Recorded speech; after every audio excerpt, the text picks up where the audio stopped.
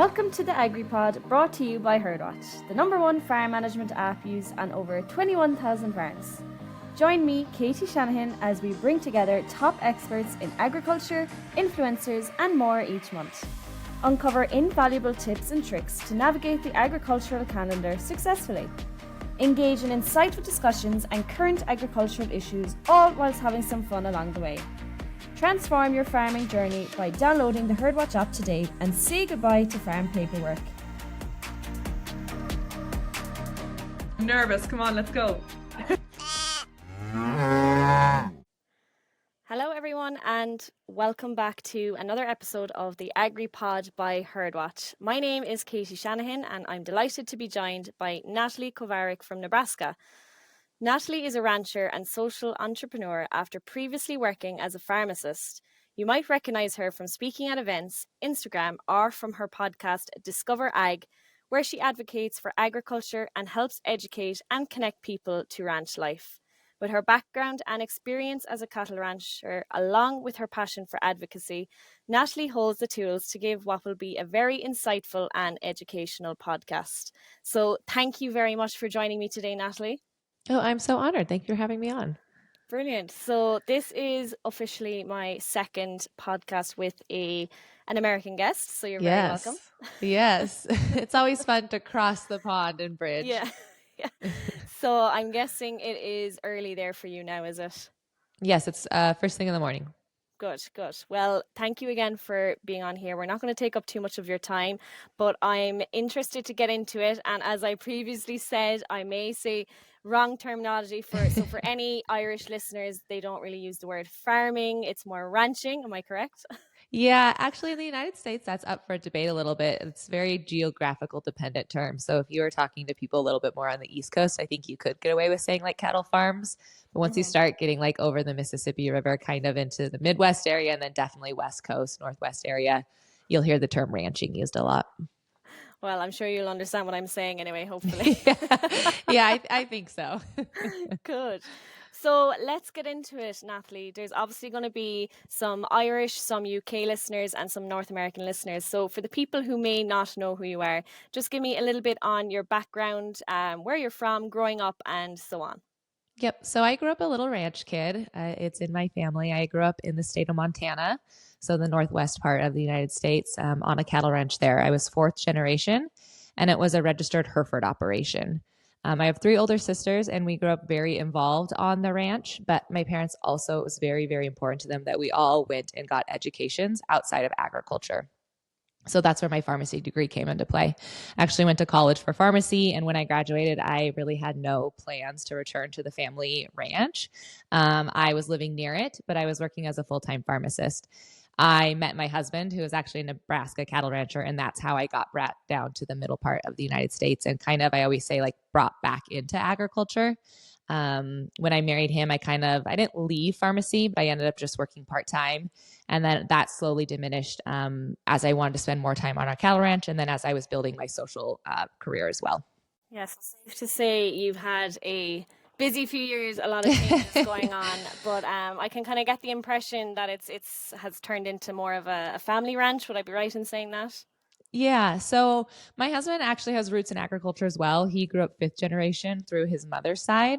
But that ranch actually went to uncles and cousins. And so our ranch is actually 1st generation. So when you say a family thing, it really is my husband and I kind of building what we have here from the ground up, which is it's a difficult thing to be. Anyone tuning in that is 1st generation and kind of starting their own thing understands that. But it's also a very rewarding thing. I often pause and kind of look at what my husband and I are doing together. And I think it's really cool that, in 10, 20 years down the road, hopefully we can look out and see all the changes we've made and all the growth we've had and know that we kind of did it together and on our own, which is a pretty cool feeling too. Cool. I definitely want to talk a little bit about social media eventually, but before we get to that, just tell me a little bit about your operation. What kind of cattle do you have and what's kind of a day-to-day life on the ranch? Yeah, sure. So this is when, I guess, I don't know, terminology, from here to there if it's the same, but we call it a cow-calf herd. That is what the main, I say like kind of the beating heart of our operation is. That's what my husband came back from graduate school and started, was his cow-calf herd. That is Black Angus, but we will cross it with the Hereford bull. So that's actually how we met. He was up at my family ranch buying bull for, to bring back down to his herd. And we always, the running joke is that he came for a bull and left with a wife. And so, our cow calf herd is that cross. He really loves, heterosis, and, that F1 baldy is what he's really going for. On the same hand, he's very, very passionate about genetics. And so we have started our own small registered herd, and that is Black Angus. Lovely. So yeah, I like that story. It's nice. It's nice how, you started off like that and now you have your registered herd. So no, that sounds good. And I was laughing when you were saying cow calf, because that was something that took me a long time to get my head around when I started doing marketing and started marketing for North America, was the fact that you don't say what we say in Ireland and the UK, which is suckler farming. Okay. So it was like the running joke everywhere, and constantly going back and forth with our American colleagues, laughing at the fact that like cow calf sounds so much more like believable, and the fact that they we thought you were the crazy ones calling it cow calf, and we thought the word suckler farming was known worldwide, so that was something for us to learn. I am glad I have that terminology in my back pocket now, though. I feel like I will be prepared going into a situation where I heard suckler, that I will, my mind won't wander with other ideas. I feel like it'll be good that I am equipped with it. That equals cow calf. So that's good. I love it. So then from the operation, so tell me just a little bit about when did this all start? Like, how many years ago are we talking, from you and your husband starting off this together, this new journey? Yeah, so he graduated in 2009 is when he came back. It's interesting because his dad was an only child, and so that's kind of the homestead of the area. But his parents were not in agriculture, and his dad's parents were in agriculture. We use the term homesteading as what his grandparents would have done, which is basically just living off the land, right? So they would have had a milk cow, they would have had chickens that they butchered on their own, but they were by no means in production agriculture. So when my husband came back from graduate school, he went for animal science. So he knew he wanted to do something, cow related. But I think he just never really believed that it was possible for him to have his own herd and start his own ranch. And so he actually worked at our local ethanol plant, and then the opportunity for him to lease cattle came up. And so that's really how he got into it. And then just more and more opportunities came for him to lease, and then eventually, started acquiring his own cattle. So that was in about 2009. I entered the picture about 6 years later. So, he had established quite a bit of the ranch by the time I got here. But when we got married is kind of when we were first starting the registered. So it's been fun to be along for that journey. But he had definitely started some of the majority of the ranching on his own. And then just to kind of make sure I'm clear in, again, terminology. So when you say registered herd, just explain to me what that means. Is it like, the difference between like commercial and pedigree, or yes, what is it? Okay. Exactly. Yeah. Yep. Sorry. That's exactly what it is. Yep. So we say registered. We'll also use the word seed stock, but the same thing. It's going to be cattle you're raising for the pedigree, the breeding, the registers. Yep. Cool. So then I know the listeners will be interested to know, in what's a typical day in the life? Is there a typical one? Is it all like farming? It's changing every day, obviously. Ranching, sorry. Yeah. So just tell me a little bit about a typical day in your life, and then maybe some interesting things you've done, delving into more social media side of it. Yeah, I was going to say my day usually isn't, as a rancher, too same day from day. If anyone tuning in will know that like seasons is always the same for us, for season to season or year to year, it looks the same for us. But when you get to the micro level, it's like, gosh, your days, it is depicted by a lot of things outside your hands. So when you wake up, you never know what your, 9 to 5 of ranching will look like. I do have a little bit more of a steady schedule just because I'm not, like quote unquote, an employee of our ranch, so like I don't go out and have like day-to-day roles like my husband does. We do have one employee under my husband that helps. That's our ranch hand that, him and and Mitch, which is our employee's name, they're taking care of the day to day. And then I kind of help when they need, or like when an extra hand is needed. So a lot of my day is kind of fluid through the ranch, but it will be kind of scheduled with everything I have with social media and kind of running the online business. So, Mondays is kind of like my podcasting day where I'll do like our Discover podcast. Usually Wednesdays, I do a lot of like the social media content for that. And then fit, motherhood, and ranching kind of all in between that. Yeah, because motherhood as it is busy, never mind balancing everything else on top of it. So there's a lot there. So let's just start with social media. What sparked the interest in, getting into social media? And I think in the last few years, specifically, there's been such an increase in people advocating for agriculture and ranching online. So tell me your story. What interested you in the first place? Yep. So it was very accidental. I never really intended to do what I am doing now on social media. I first got into it actually to sell beef direct to consumer. So I wanted to take the beef from our operation, kind of skip everyone in the middle, and then, target and market directly to the consumer. And I knew I would need social media to do that. So it was actually in 2018, a childhood friend of mine started our own beef business. And I was kind of, using social media to market that.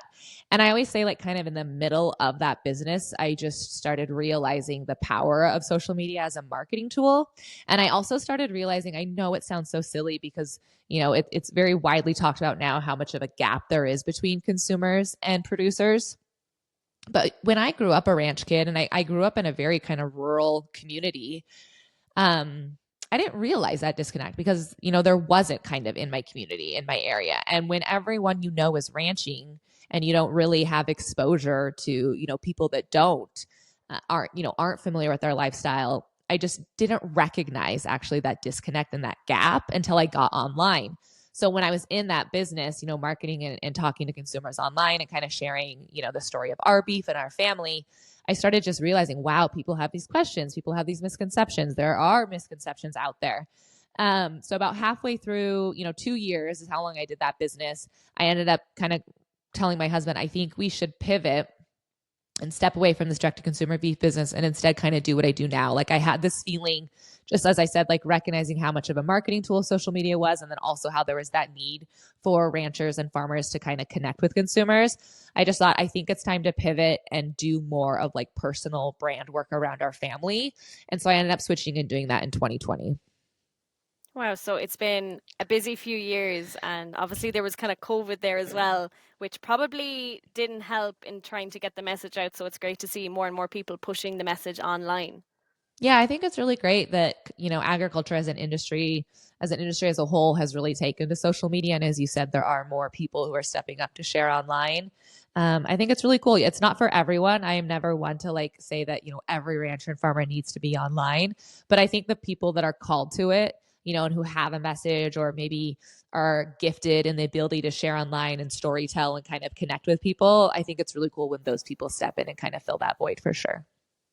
And, like you said there, not everybody in ranching would have the abilities or the capabilities to do, what you do online every day. What do you think they could do instead, or, help in terms of promoting our industry? Yeah, I mean, it looks so different. And there are so many different social channels too. So I always tell people, like, if you feel like, let's use TikTok, for example. If you feel like that's very overwhelming and you never want to do it, that's fine. Maybe there's a different social platform that you could get on that would be more comfortable and suited to your personality. So I always tell people to, like, just because someone is successful on one app, or maybe you consume one app, that doesn't mean that you couldn't have like an impact, elsewhere. But no, I think there's still a lot of like going to area meetings and being involved locally. I think you could support fellow ranchers who are sharing online. That's a big thing too. Like if you know someone who is sharing online and you enjoy their content, like share that content, help promote them so they can reach other people too. I think that's a big thing. Yeah, no, sounds good. And so obviously you said there, you have the social media, but now you also have a podcast. So tell us all a little bit about this podcast. What are you talking about? How frequently do you release episodes? And most importantly, where can we find it? Yeah, so podcasting was another accidental thing. As you can tell, I'm kind of a personality that like builds my ship at sea. I don't really think about things too much. I just get an idea and I kind of go after it. And I had started sensing, podcasting has obviously been around for a while. And I've always consumed podcasts. I've loved podcasts. I've been a podcast junkie for a really long time, but it had never occurred to me myself that I could have my own podcast. But there was a time, about 2022, when I just started recognizing, especially when it came to agriculture and a lot of topics and a lot of nuance and misinformation around it, it was just hard to, I think, present that information and have conversations around it in the 9-second format that social media was tending towards. And I also started noticing that sound bites and headlines were really dominating and dictating the space too. And on that same note, a lot of that was coming from non-ag sources. So I took kind of that feeling and those things I were noticing online. And my friend and I, who's actually a dairy farmer down south in New Mexico, we had this idea to start the podcast because we kind of wanted to change that. We wanted to be able to have longer form conversations. We wanted to be able to discuss ag topics from a farmer perspective and give a farmer voice to things that were going on in the news. We would see like headlines in the New York Times or the Washington Post, these really big publications that were talking about farming and food issues, but were written by someone who lived in, the Upper East Side that never even interviewed a farmer. And it was just kind of starting to like boil at us a little bit. And so we ended up starting the podcast, and it has kind of morphed and evolved along the way. But what it is now is an every Thursday podcast. And so it's once a week. And we take the 3 kind of most viral trending topics that are being talked about in the ag and food space. And then we give our farmer perspective on them and kind of talk about them through the lens of a farmer. So it's really fun because we'll actually talk about, very important and I would say like heavier educational issues, so we have breached on like the protesting going on overseas, which would be, kind of more local for you guys, but for us, it feels very distant. We'll talk about fake meat, we'll talk about, things that are actually very pressing, legislation issues going on in agriculture, farm bill, like very, heavy agriculture related things, but we'll also pair that with very, I would say like consumer related things, so we'll talk about like pop culture and moments that are like trending within the food space and celebrities and kind of, famous football stars who are opening restaurants, very like pop culture celebrity. And we'll try and mirror those together so that we can connect people who are interested in food, but like don't understand, the basis of farming and agriculture. And so it's kind of this meld of like information and education in one. And we try and keep it like very lighthearted and fun and relevant and trending. I would say like trending is like a really big thing for us. Like it has to be current in the news being talked about. A lot we pull from TikTok. And so it feels very, very fresh. And we love that. You spoke there a little bit about kind of say your mainstream media outlets kind of posting about agriculture. Do you challenge what they're writing? Is all of it true? Would you find there's issues in what's being spread? Absolutely, we'll challenge. And it's really fun that I have a co-host too, because sometimes we'll even challenge each other's, opinions or beliefs of the way we see an article. And so I think that's one thing our listeners call themselves the discos. And so I think that's one thing that like the discos love is that they get 2 perspectives usually that come to one article. And yeah, sometimes we align with, a writer's stance and we'll say it was really great that they did this. They actually interviewed a farmer. We love that they talked about this. It was very relevant that they brought up this aspect of agriculture. And other times we'll be like, they completely missed the boat. They didn't even talk about this. This sentence was actually skewed. This is totally misperceived. This is how it actually is in agriculture. And so it's really fun to be able to kind of like support sometimes and debunk. And the other really cool thing I'll say is that a lot of our listeners, because we are covering so many facets of agriculture, like we have covered the crawfish industry, the asparagus industry, like industries obviously that my podcast co-hosts and I are not in, we're in beef and dairy. And so what we'll do is we'll put out a call to action to the people that tune in. Like last week, we actually covered oat farmers and Oatly. And so we said, if you're an oat farmer, like message us on our Instagram page so that we can share, like if you have any details of, the market or growing or like what it's like to work with Oatly. And we will get every single time. It's so amazing to me, our disco community, how widespread they are in the industry. We'll get that perspective and we can then share like someone who's actually from the industry, their perspective too. So it's pretty cool to be able to do that as well. No, that's really, really interesting. And I love the fact that you can bridge the gap and you're actively doing your best to do so. So well done on that. Yeah, thank you. One thing I want to get into a little bit. So obviously now you're ranching with your husband on what you might call or describe like your family ranch. talk to me a little bit about technology and how you bring that into daily operations. Would you be a big promoter of technology, or would you be a little bit more traditional, or a mixture of both? Yeah, I would say we're probably definitely a little more progressive on our operation. My husband and I always joke and laugh because it's obviously him and I, and then our three sons. And then, we have our one employee, he's about 23. And then we always get summer interns who are usually, in college. So they're about, 19, 20. So we always joke that the average age of our ranch is like, 26 or something. Yeah. And that's not very, a very average picture that you're painting for the average farm and ranch in America. I think our latest census came out and it's like mid 50s, right? Is the average age of a farmer or rancher. So our ranch is quite a bit younger than that. So I think with that in mind, it is just a little bit easier for us to maybe lean towards trying technology and implementing it on operation. I also mentioned earlier that we're first generation. So, one of the pros of being a first generation is that we don't have to, I don't want to say like challenge what generations have done before us, but we don't have, I guess, that legacy of this is the way it's always been done, or this is how we do it, to kind of go up against, because it's our first time doing a lot of different things. And, we're choosing how to do that. And so, maybe on other operations that are fourth, fifth, and have, multiple, grandparent, dad and son all involved, or daughter, it might be a little bit more of a challenge to introduce some of those changes. And for my husband and I, it really just comes down to if him and I want to do it and want to try it. And we're obviously, younger. He's 40, I'm 37. So technology seems to be kind of the forefront of our mind and tips sometimes. Yeah, you mentioned in our pre-podcast interview, you mentioned the slogan "sense and science." Yeah. So what does that mean for listeners who might have never even heard that slogan before?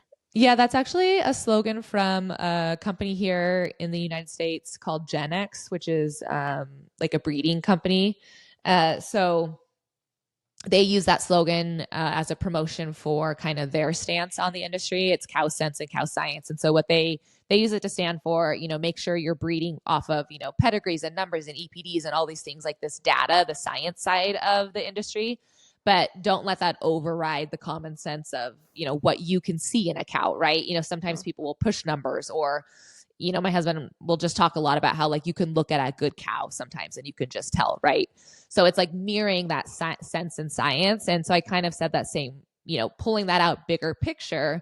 I feel like my husband and I kind of have that approach to our operation. Like we love to use technology when it makes sense, but we don't want to get lost in technology as well, right? Like sometimes the best thing is just, your ranch hand or yourself going out and doing the job and not trying to replace that by science and technology. So it's kind of like mirroring the two worlds, right? The practicality of technology, but also, the on hands that like the generations before us would have done too. Yeah, no, I love that. And going back to there, you mentioned, you're obviously doing this yourselves. You're able to make choices without being dependent on what has always been done.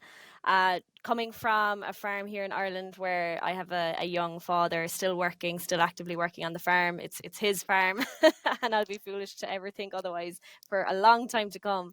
But we definitely in Ireland have this battle with say the older generation in trying to implement new changes, and it's all about finding that balance on what's good practice farming, but also trying to bring in these new, whether it's technology or techniques that have the science to back them up.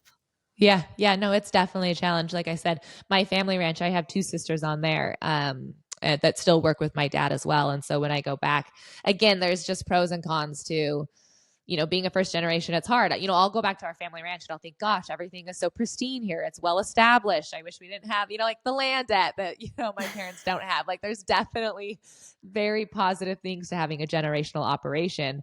But on the same hand, like I said, there's also very great things about getting to just start from fresh and try different things and just having two opinions to make the decision instead of multiple. So it's been really interesting for me actually to have the perspective of a generational ranch and a daughter that is fourth generation, but also, running a ranch where I'm first generation. Like I think being exposed to both of those worlds and the extremes of them and the differences has kind of definitely helped me, I guess, have like a better perspective on it all for sure.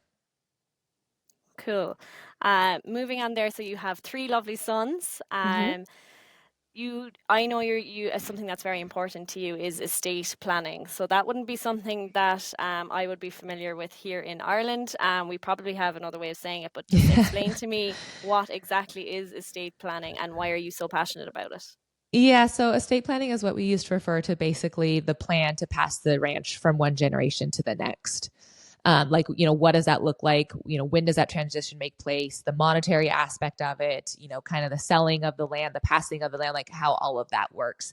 And unfortunately, at least here in the States, we have a pretty big issue with that, like being able to successfully pass on a ranch from one generation to the next, whether that is from a financial standpoint where it can, still support multiple generations, or whether that is, from an emotional standpoint where it's like siblings are kind of, feeling maybe left out or arguing over, how that transition looks. It's very, very complicated. And I think it's a thing that a lot of ranchers and farmers could improve on is better, quote unquote, estate planning, like having better plans in place that would help, a successful transition from one generation to the next. For whatever reason, which I think the list is very long, it's just really, really hard to do that. And I think one of the big reasons why is because it's kind of not like a copy, paste, repeat, right? Like every ranch and farm is so different that even if one ranch was like, we have it figured out, we figured out how to allocate this and we're going to sell this. And, they have the whole plan that just worked perfect for their family to get it from, the grandparent to the child, in line next. It's like, well, great, that worked for your ranch or farm, but like ours is completely different. We have 7 people, or we have 2 people, or we have this many acres, we have this, our herd is 3 times the size, so it's like, even if one person has solved the answer, it's like, it doesn't really work for the next person. And so it really comes down to each individual family figuring out what it is for their family. And that's a lot of hard work. And it's also really emotional. And I think people don't like to have those hard emotional conversations. When do you think people should start thinking about this? Probably yesterday is what the answer. Like people like, an estate planner would probably say like yesterday would be the best day, but today is like the next best day. And I think so many people do put it off until, the grandparent is ready to pass. And that's when they first hear about even like what the actual plan is for the next generation. So I think people definitely wait too long to have those hard conversations, which I get, because if it is going to be hard for someone to hear the transition plan, then it makes it maybe complicated to work together for the next 10 or 15 years. But yeah, I think like the sooner you can get on, those plans, like my husband and I are always talking about like what it'll look like. We have 3 sons, and we're first generation operation. Like what if they all want to come back? Like, is that feasible? What if none of them want to come back? Like we're always having that conversation of what that will look like for us. And we're probably, quite a ways away from actually having, one of them come back to work on it and take over. Definitely, yeah.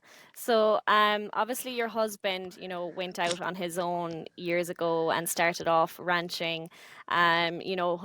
Hopefully in time, maybe, perhaps not, your sons will be doing the same thing. What are some of the issues you're seeing with, younger ranchers wanting to go out and start this themselves, or, getting into the industry? Would you have any tips for people who may not come from a background, or else do come from a background but want to go out on their own? Yeah, I think, for first and foremost, what always comes to my mind is, like capital, like, right. It's like so hard to get started, especially from scratch. If you are, one that is not from farming and ranching, or maybe you are, but you need to start on your own. It's like, how do we get that money to actually physically do it? Oops, sorry. And I always share, again, from our personal experience, what worked for my husband was leasing and getting into the business that way. But the other really big thing that worked for him was being, pretty diversified.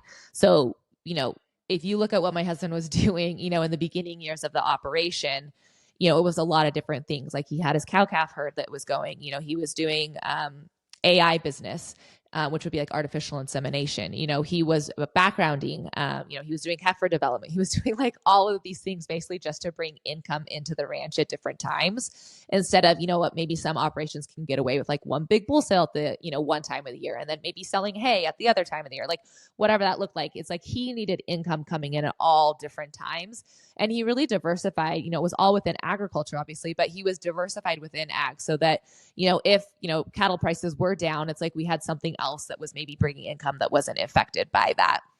And so I always really recommend that for people, which can be really hard because, you know, what the phase my husband and I are in right now is trying to undiversify, you know, right? Like his big goal has always been the registered herd and doing seed stock and the breeding. And so it's like, now we're figuring out how do we scale down our backgrounding yard and become less dependent on that so that we can upscale and spend more time on the registered, you know? So it's like kind of in the beginning, it's like a small business owner. It's like you have to say yes to so many different things. And then you have to start slowly saying no so that you can say yes to the right things. And that is what really has worked for our operation is like, say yes, get the income, get everything built up, and start saying no and really focusing in and honing our craft on like what is most important to our ranch and what we really want to do like 5 years and 10 years from now. Because it's definitely not going to be easy. You know, I don't think you can just decide one day you want to be a rancher and it's just going to happen overnight. It sounds like, you know, there was a lot of perseverance there, but you can tell that he must have really, really wanted it to do that many side hustles to Yeah. keep his dream there. I always say that he's one of those people I'm jealous of. Like those people that just knew what they wanted to do from a young age and that was what they were going to do. And for my husband, that was, you know, ranching. And his parents actually really discouraged him from going into agriculture. They didn't, you know, they went through the 80s and the farm crisis that happened here in the United States. And they just didn't want that kind of lifestyle for their son. And they obviously, you know, as I mentioned, the ranch that his mom grew up on, you know, that wasn't going to be an option for my husband. So they knew as parents that if their son was going to enter ranching, it would be on his own and starting his own. And I think they didn't want that for him either. But, you know, he just knew that is how he wanted to spend his time, his days, and what he wanted to be. And so he just figured out a way, you know, to make it work. It wasn't pretty or easy. You know, he has a lot of stories of very, very challenging times and, you know, overwork and stress and all the things that come with it. But it's what he wanted to do. So, you know, it's a trade-off. Yeah, so obviously his parents, you know, mightn't have wanted him to get into this sector. And you spoke there about challenges. Tell me some of the biggest challenges on the ranch at the moment or, you know, over the last 12 months. Yeah, I think, you know, the cattle market prices have been pretty good. Here in Nebraska, we pay really high land taxes, you know? So again, like I know people tuning in, it's like capital, you know, money, equity, like it's always around the finances. But for us, that's like a really big thing, you know, is trying to grow our herd because we are pretty progressive. Like my husband and I think we like to do things that maybe other people would take like 5 years to do. You know, we're like, let's like hustle and just get this done and build this, you know, quicker. And so we are pretty progressively expanding our herd, you know, as we're growing our registered. You know, we're trying to double, you know, in size so that, you know, last year we sold 30 bulls. We want to sell 50. Then we want to sell, you know, 75. Then we want to get to 90. You know, so we're putting in embryos really progressively. Like we're doing things at a very progressive rate. And so it's like we need that capital to be able to expand really quickly. So I think that's been our biggest challenge is like, how do we grow, you know, to get where we want to get sooner and figure out how to have capital and not, you know, be completely, you know, laden in debt to do it. Yeah, I know. Because that could always be just the Yes. number one challenge. Yes. That people as well, not like the general consumer, I don't think understands the amount of costs behind it and the amount of money that and capital that farmers and producers have to pump in order to get the reward. Yeah, and it's been hard for my husband too, from just like a mental switch too. You know, I mentioned earlier that we do some backgrounding, and this is the first year we're gonna like cut and we're not going to take in, you know, other people's cattle and feed them. So I don't know what your guys' term for backgrounding is, but yeah, that's, you know, what it is here in the United States. And so this is the first year we're not going to take in other people's cattle and do that. But it's because my husband wants to focus more and grow again that registered herd. So he wants to be able to go to some production sales and he wants to go out and maybe meet people and do some more marketing for ours. And I think it's been really hard for him just from a mental aspect too, like not even looking at the finances of like what will it be like to not have that income stream, just from the mental. Like he's like, I have always, you know, fed cattle. Like I have done that since I came back from graduate school. You know, like I think it's like a little weird for him too to be like, what will that actually look like? Will this, you know, work, this change. And so, yeah, it's always hard to like make those changes on our operation for sure. You spoke there a little bit, just again, going back to the herd and marketing. Is that something that you have to do for your own ranch in order to sell the beef from it? Or like, do you have connections with, you know, suppliers where you sell? Like, because in Ireland, it's very much so like we would just sell to, say, the factories here in Ireland. you would sell sometimes to farmers, but a lot of the time you're dealing with factories and selling the cattle there, and you generally don't have to do any marketing. It's just go to the sale, sell your cattle, and that's it. Yep. So for the cow-calf side, or the suckler, right? Suckler, yeah. Suckler. I mean, we've always done that very traditional. So we would also just go to our like local sale barn and, not really do any promotion or anything for that. But for the registered, the seed stock side, we do, active promotion to try and bring in those producers, not just in the state of Nebraska, but kind of local areas too, like Iowa, Colorado, North Dakota, South Dakota. Some of those areas we want, people to know about our genetics and what we have going on. And so we do active marketing online for that. Yes. Oh, that's cool. That's interesting. Yeah. I never knew you had to do that. So Yeah. that's cool. But I'm sure you're good at that, seeing as you have such a diverse background and everything. Yeah, well, I'd say you have no problem. I'm trying, that's for sure. Good. What would you say is an overall your biggest reward, whether it be helping out on the ranch or advocating for agriculture online? What would be some of the big rewards, the big number ones for you? Yeah, so I've kind of already mentioned one of them, but for me right now, I think, again, just because we are kind of in this stage where we are starting kind of so many new exciting things on our ranch together, it's very rewarding. I love doing that alongside my husband. It's a really cool thing to like look out. We have been selling our bulls on the registered side for, I think, 5 years now. And the first year we just kind of first couple of years we kind of did private treaty. And then the couple of years after that, we used an online app where people could go in and bid on, like within the app. But last year was the first year that we held like our first in-person bull sale. And so things like that are just really rewarding to be able, like that morning waking up, I grew up in a registered family. So I grew up with a bull sale every single year. Like it wasn't new to me, right? Like that was my childhood, was like the family, our annual bull sale. But it was very, very different, for me to wake up last year on the morning of, mine and my husband's sale.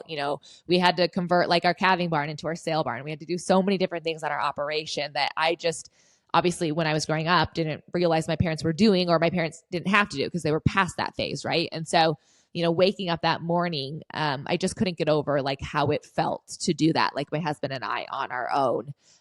It was a very kind of like emotional and very, very rewarding day. So I really love that right now. That's very, very personally fulfilling to me, is to kind of make these changes and go after our dreams together with my husband on our ranch. And then when it comes to like the social side in our podcast, Discover Ag, it is very, very cool to see who we are connecting with, like who our message, because we kind of, as I said, talk about farming and agriculture in a way that I don't think farmers and ranchers are maybe used to, and the way that most, like quote unquote ag podcasts kind of talk about farming and ranching. So we will connect with a lot of people who are outside our industry. We also have a lot of like adjacent people listening. So maybe people who are in like ag marketing or dietitians, like people who are around or involved with food, but not at all farming. And so to see who we connect with and like the reviews we get of people that are like tuning in and finding like agriculture fun and cool and hip again, which is like what we want to do. We want to make it like sexy and alluring and like all these things, like just young and fresh. And so seeing that we're kind of like hitting that mark and connecting with people that wouldn't normally tune in to talk about food and farming is really, really rewarding. Oh, I love that. No, really, really special. That has been great, Natalie. We have discussed so much there in the last, 40 minutes or so. I can't believe we got through it all. I was like, there's not a hope I'm going to be able to ask you everything. I'm a fast talker. You get straight to the point. I love it. You can tell you've done this before. But I talk for a living, yes. Yeah. So the final thing we're going to do, so I do it with all my podcast guests, is just a quick fire round. So I'm going to give you two options and you have to say whichever one you pick as fast as you can. You don't think about it, just go for it. Okay. And apologies, there is a lot of words in here that I haven't a clue what they mean. Oh, that's fine. I hope I know what they mean. Oh, gosh. I know. I'm actually like, I'm just taking my Megan, my manager in North America, I'm taking her word for it that these are right. Okay. Because there's someone here, I'm like, I hope I pronounce these okay. So apologies if I don't. Yeah, buckle up, listeners. It's going to get wild. Okay, you ready? Yes. Okay. Commercial cattle or registered cattle? Registered. Calf table or branding pin? Oh, we actually do both on our operation. I love efficiency and productivity. So I'm like calf table because you can just, get the job done and it's very easy. But I also love like the romanticism and the traditions of ranching. And so for me, like the branding party is always really fun too.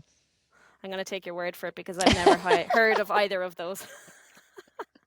Dogs or cats? Dogs.